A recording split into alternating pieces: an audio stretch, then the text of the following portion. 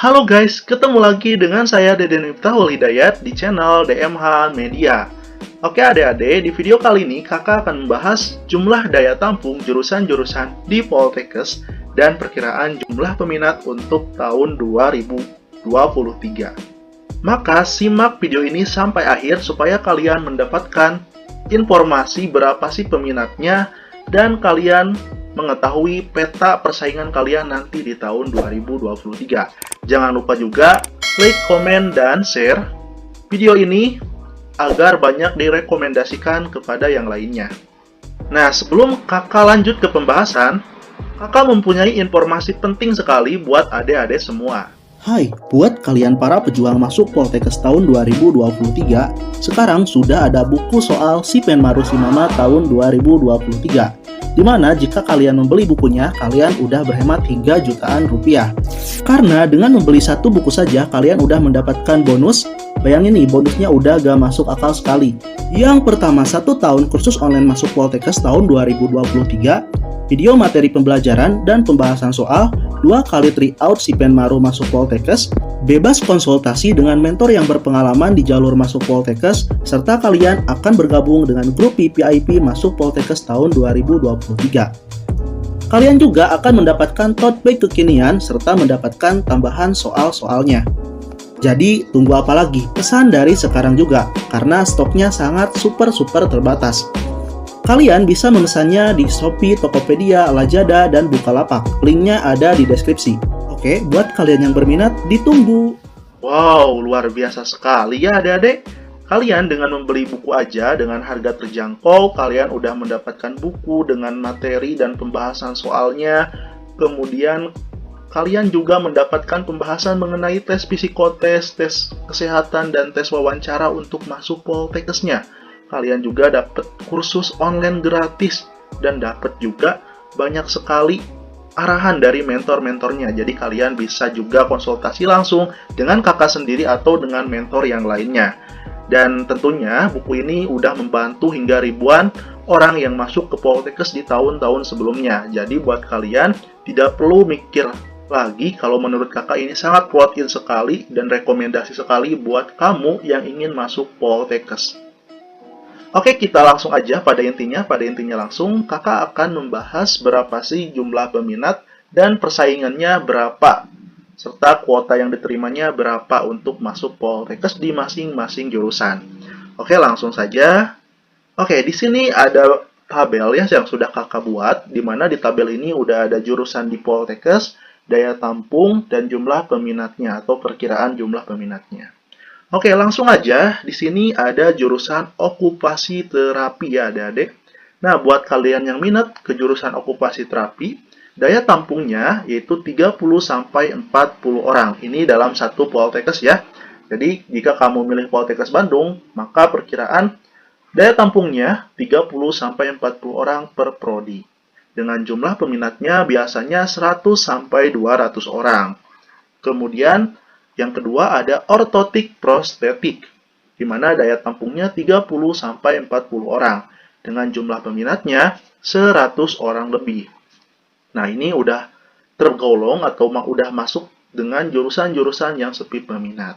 Kemudian ada kesehatan keselamatan kerja atau K3, di mana prodi ini menerima dengan kuota 30-40 orang, dengan jumlah peminatnya 100 orang lebih.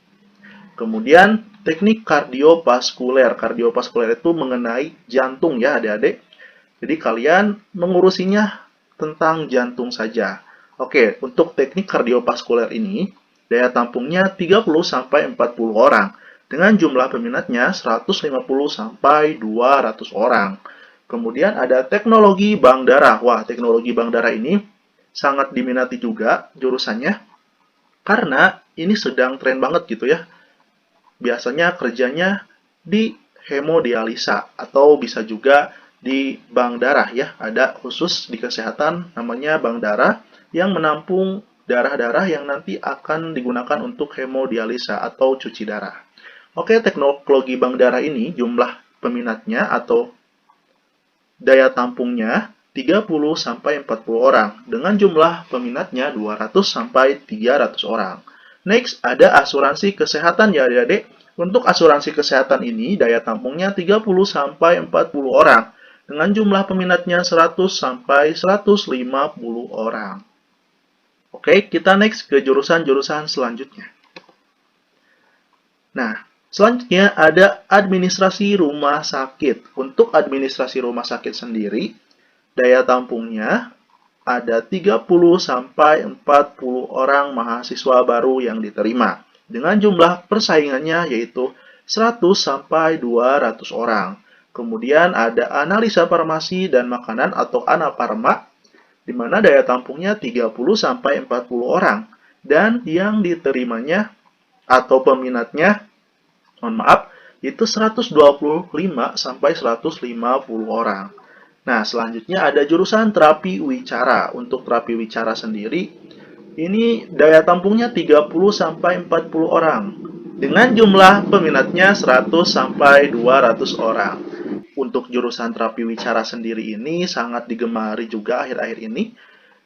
Kenapa? Karena terapi wicara ini merupakan jurusan linguistik ya. Dan memang membantu pembicara anak-anak gitu. Jadi ini lagi dibutuhkan juga. Nah, kemudian ada teknik elektromedik. Teknik elektromedik ini daya tampungnya 30-40 orang dengan jumlah peminatnya atau persaingannya 100-150 orang.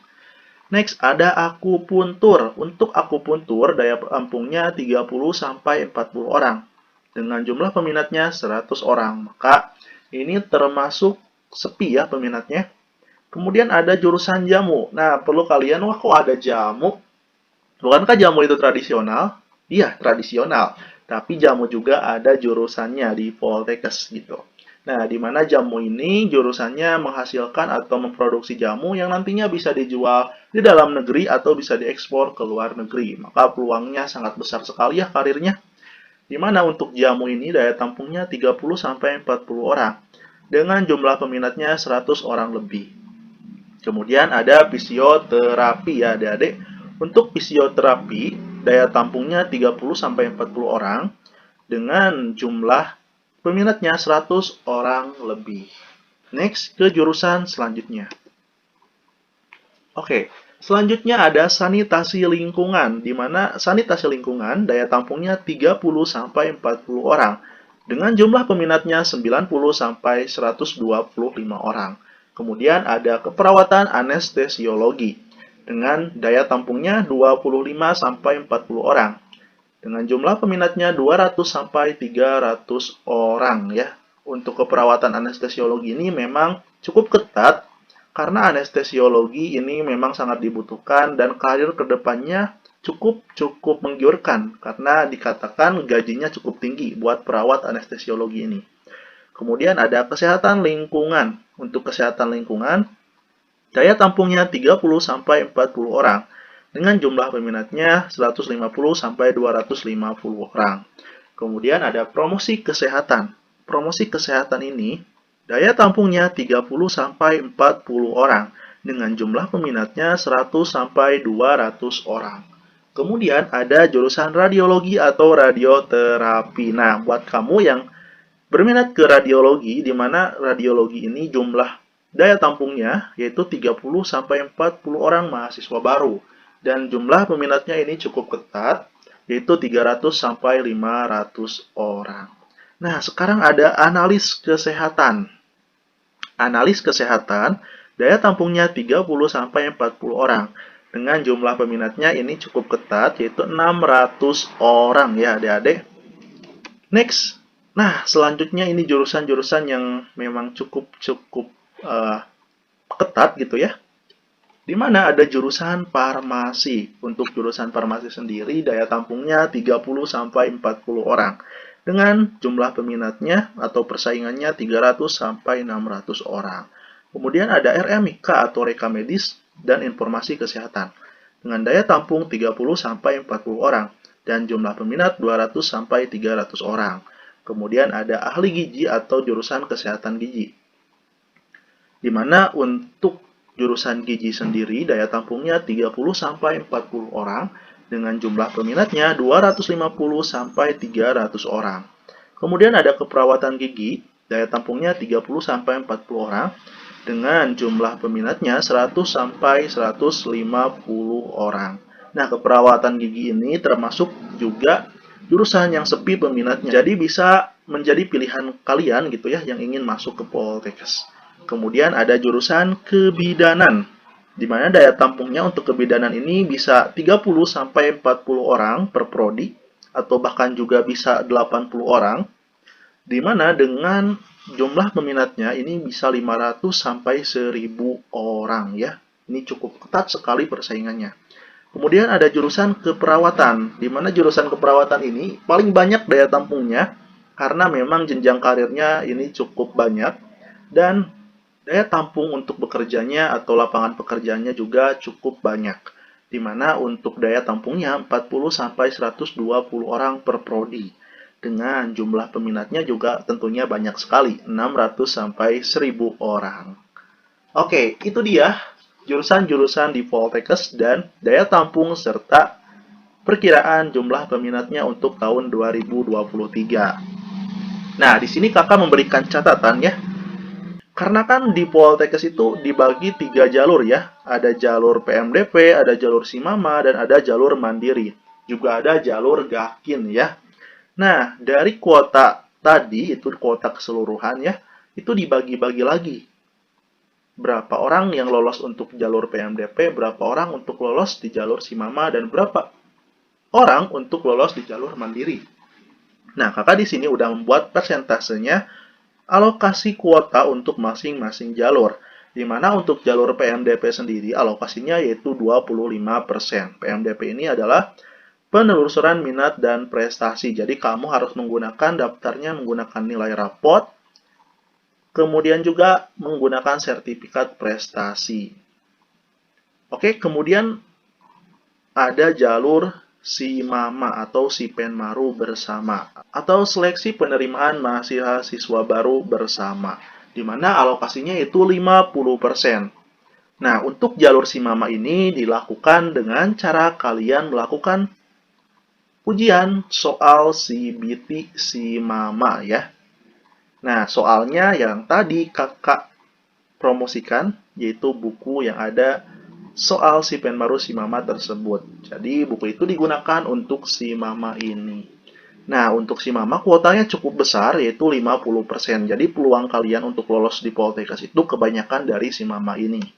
Nah, kemudian ada jalur Mandiri. Jalur Mandiri ini 25%. Namun, tidak semua Poltekkes mengadakan jalur Mandiri ya. Jadi, hanya beberapa Poltekkes yang mengadakan jalur Mandiri ini. Dan kuotanya biasanya 25%. Oke, jadi kalau tadi ada 40 orang gitu ya yang diterima di masing-masing prodi, maka 25% dari 45 orang itu masuk ke jalur PMDP. Berarti sekitar 10 orang lolos di jalur PMDP. Dan untuk jalur Sipenmaru bersama ada 20 orang. Dan untuk jalur Mandiri ada 10 orang. Kalau jalur mandirinya tidak ada, maka alokasinya masuk ke Simama. Jadi Simama hampir 75% yang lolos di jalur Simama. Gimana? Peluangnya sangat besar sekali. Maka kamu harus memperhatikan dan harus persiapkan dari sekarang juga untuk jalur Simama ini. Jangan mengandalkan PMDP saja, karena kalau PMDP dengan lulusnya aja itu hanya bonus dari kalian belajar selama 3 tahun. Sedangkan kalau Simama itu perjuangan kalian saat itu juga setelah ujian.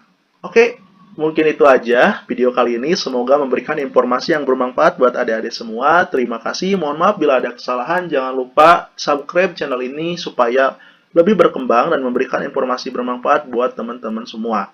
Dan buat teman-teman yang ingin gabung grup Telegram, silahkan klik link di deskripsi. Dan juga yang mau membeli bukunya, silahkan klik link yang ada di deskripsi. Kalian bisa pesan di Shopee, Tokopedia, dan Lazada.